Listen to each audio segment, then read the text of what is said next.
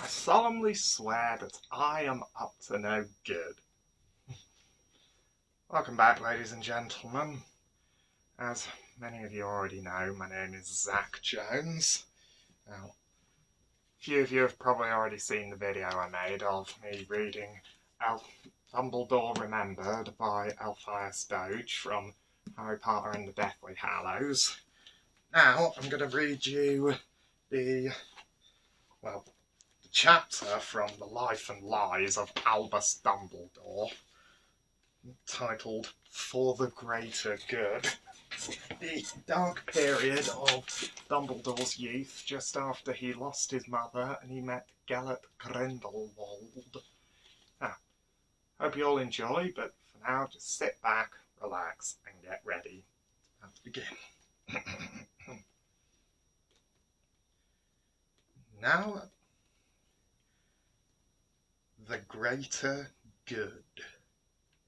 Now approaching his 18th birthday, Dumbledore left Hogwarts in a blaze of glory. Head boy, prefect, winner of the Barnabas Hinckley Prize for exceptional spellcasting, British youth representative of the Wizengamot, gold medal winner for groundbreaking contribution to the International Alchemical Conference in Cairo. Dumbledore intended, next, to take a grand tour with Alpheus Dogbreath Doge, the dim-witted but devoted sidekick he had picked up at school.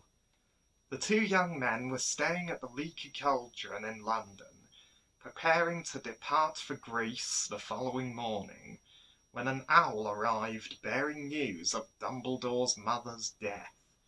Dogbreath Doge, who refused to be interviewed for this book, I can see why, has given the public his own sentimental version of what happened next. He represents Kendra's death as a tragic blow, and Dumbledore's decision to give up his expedition as an act of noble self-sacrifice. Certainly, Dumbledore returned to Godric's Hollow at once, supposedly to care for his younger brother and sister, but how much care did he actually give them? "He were a head case, that Aberforth," says Enid Smead, whose family lived on the outskirts of Godric's Hollow at the time. "Ran wild. Course, with his mum and dad gone, you'd have felt sorry for him, and he kept chucking goat dung at my head. I don't think Albus was fussed about him. I never saw them together, anyway." So what was Albus doing, if not comforting his wild young brother? The answer, it seems, is ensuring the continued imprisonment of his sister, for, though her first jailer had died, there was no change in the pitiful condition of Ariana Dumbledore. Her very existence continued to be known only to those few outsiders who, like Dogbreath Doge, could be counted upon to believe in the story of her ill health. Another such easily satisfied friend of the family was Bathilda Bagshot, the celebrated magical historian who has lived in Godric's Hollow for many years. Kendra, of course, had rebuffed Bathilda on her when she first attempted to welcome the family to the village. Several years later, however, the author sent an owl to Albus at Hogwarts, having been favourably impressed by his paper on trans-species transformation in Transfiguration Today. This initial contact led to acquaintance with the entire Dumbledore family. At the time of Kendra's death, Bathilda was the only person in Godric's Hollow who was on speaking terms with Dumbledore's mother. Unfortunately, The brilliance that Bathilda exhibited earlier in her life has now dwindled. The fire's lit, but the cauldron's empty, as Ivor Dillonsby would put it to me, or, in Enid Smeat's slightly earthier phrase, she's natty as squirrel poo. Nevertheless, a combination of tried and tested reporting techniques enabled me to extract enough nuggets of hard fact to string together the whole scandalous story. Like the rest of the wizarding world, Bathilda puts Kendra's premature death down to a backfiring charm, a story repeated by Albus and Aberforth in later years. Bathilda also parrots the family line that on Ariana, calling her frail and delicate. On one subject, however, Bathilda was well worth the effort I put into procuring Veritaserum, for she, and she alone, knows the full story and the best kept secret of Albus Dumbledore's life. Now revealed for the first time, it calls to question everything that his admirers believed of Dumbledore, his supposed hatred of the dark arts, his opposition to the oppression of Muggles, even his devotion to his family.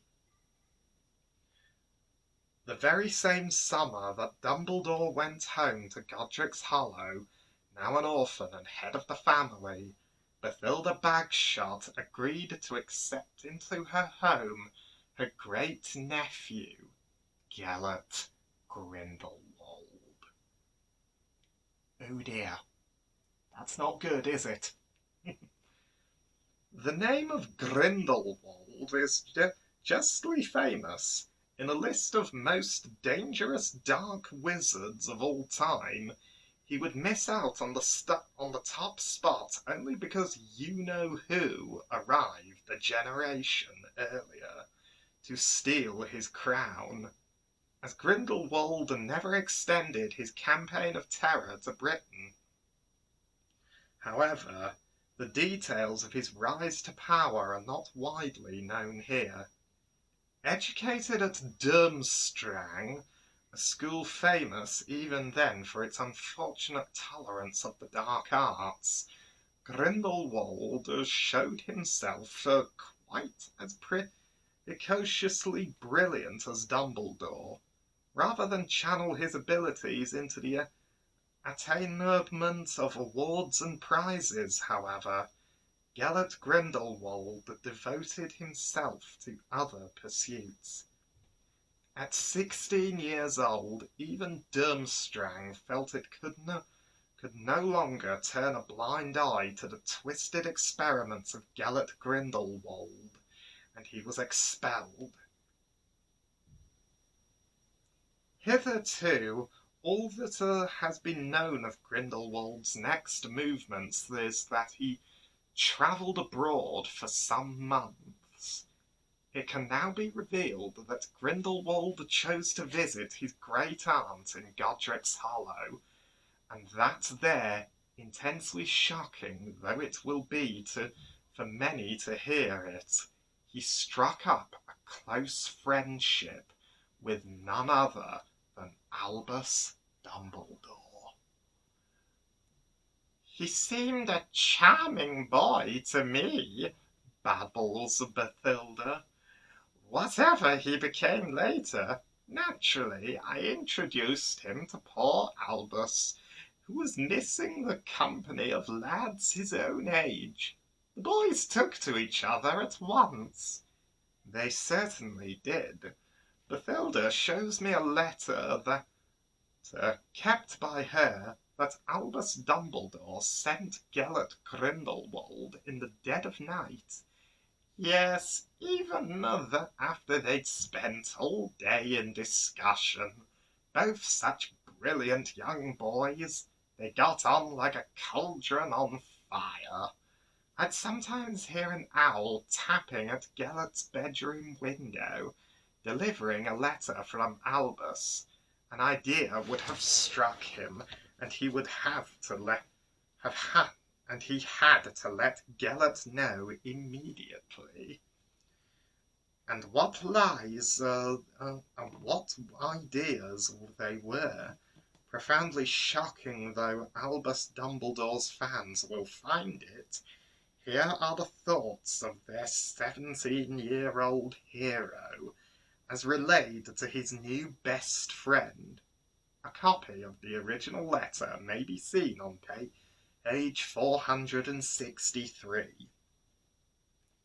Gellert, your point about wizard dominance being for the Muggles' own good, this, I think, is the crucial point.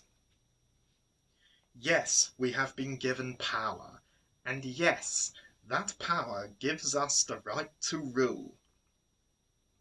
But it also gives us responsibilities over the ruled.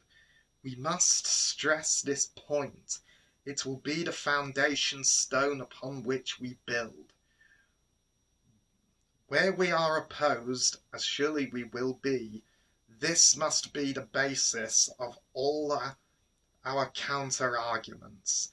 We seize control for the greater good.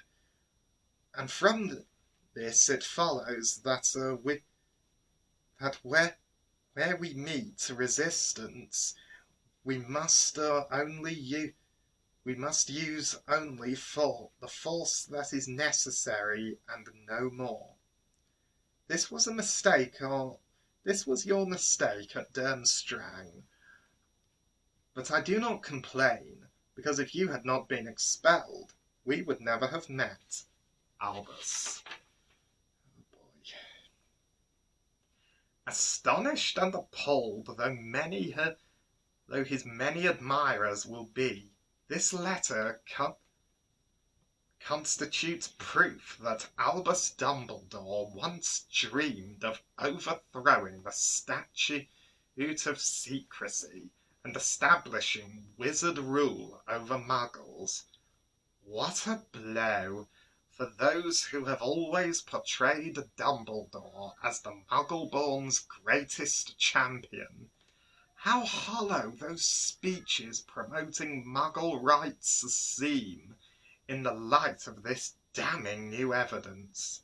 How despicable does Albus Dumbledore appear, busy plotting his rise to power, when he should have been mourning his mother and caring for his sister.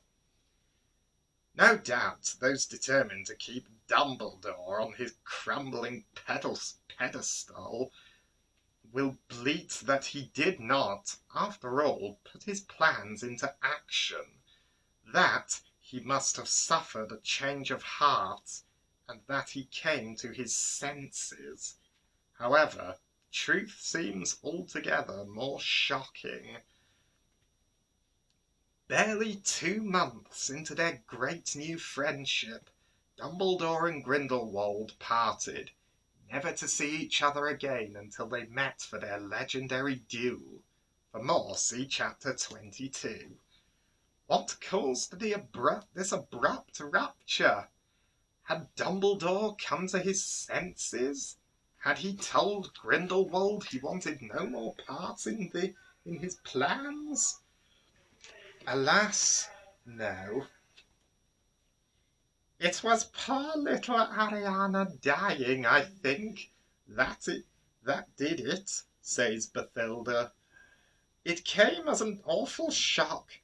Gellert was there in the house when it happened, and he came back to my house all in a dither.